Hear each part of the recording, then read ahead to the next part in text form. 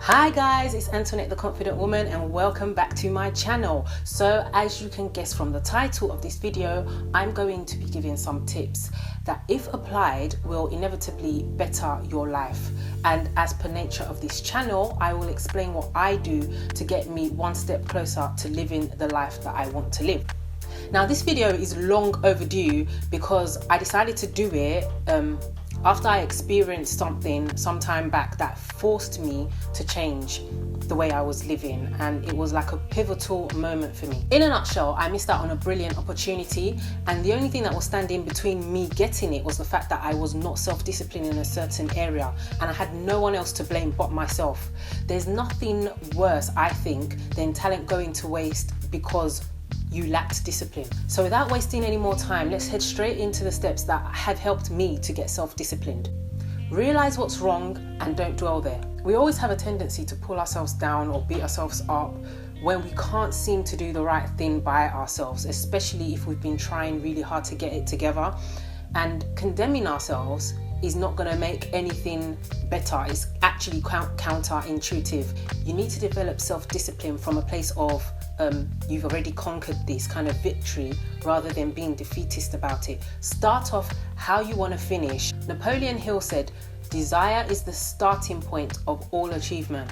Not a hope, not a wish, but a keen, pulsating desire which transcends everything."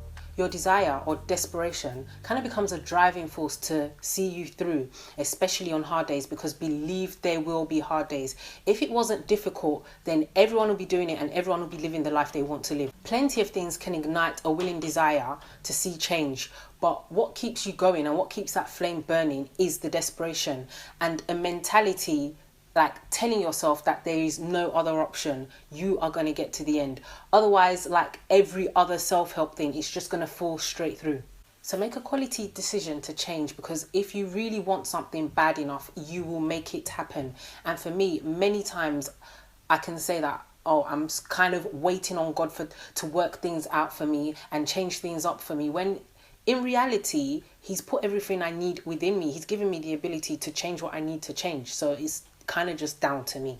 After you know that you really want to see change, a good starting point is to assess how you actually perceive self-discipline. So if you see it as this hard, unattainable thing, then the likelihood is it's going to be a hard and unattainable thing for you. Again, it all begins in your mind and what your mindset is towards the process.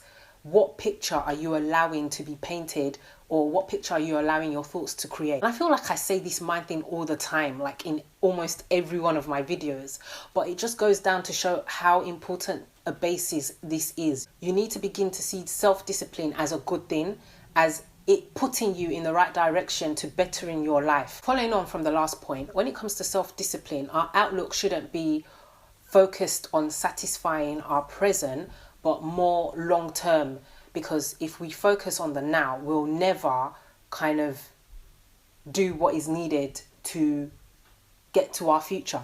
Create an incentive that is much bigger or stronger than what you're currently enjoying, so your vision of it outweighs your current pleasure. And there's many ways of doing this, but if like me you're very visual, then you need to have constant reminders around you of your end goal. In addition, when there's clarity of what you want to achieve, it helps you put things in place to get there. So no strategy is going to work if you're not clear on what you want to achieve and how you're going to get there.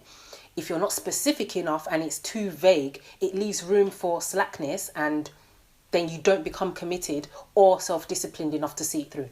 Now, if I'm passionate about doing something, then that passion helps to sustain what I'm doing and see me through.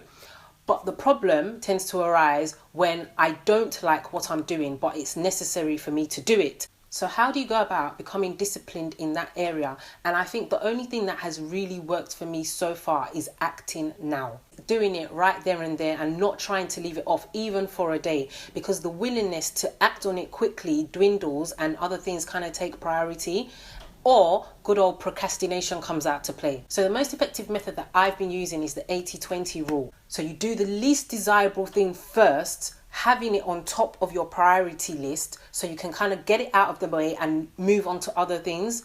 And that's how I now structure my days, because priority lists, they force me to do even what I don't want to do there and then, regardless of whether I like it. Whereas with to-do lists, there's a tendency that the least desirable task, for instance, the least desirable task will always remain at the bottom of that list, and it won't be touched because other things will just come on top. Now, right through school, even after uni, up until my early working years, I would always see myself as a night owl, like working through the night, or I worked better at night. That's what I thought, that I worked better at night, and I never really questioned it. Never really questioned why I did what I did, or if it was actually serving any purpose for me or being effective. Well, up until I had my first child, it wasn't until then that I realized that I wasn't necessarily a night owl. I just didn't like getting up early, which actually was a lot better for me, because I find that I actually work a lot better, quicker, and more effective, more productive in the morning than I am at night. And initially this was really difficult, and the snooze button was my friend. But once that habit of getting up early was established, my body naturally just kind of woke me up at that time, and it wasn't a struggle anymore. So guys, I'm going to leave it there for now, but join me in the next video where I continue with the rest of my steps or pointers, and I will also be introducing you to a tool that has helped me out a lot. So if you haven't already subscribed, consider doing so that you're kept up to date with what's going on with me. And anyway guys, remember, it's one step at a time to becoming confident. Bye for now. Number 3, don't listen to the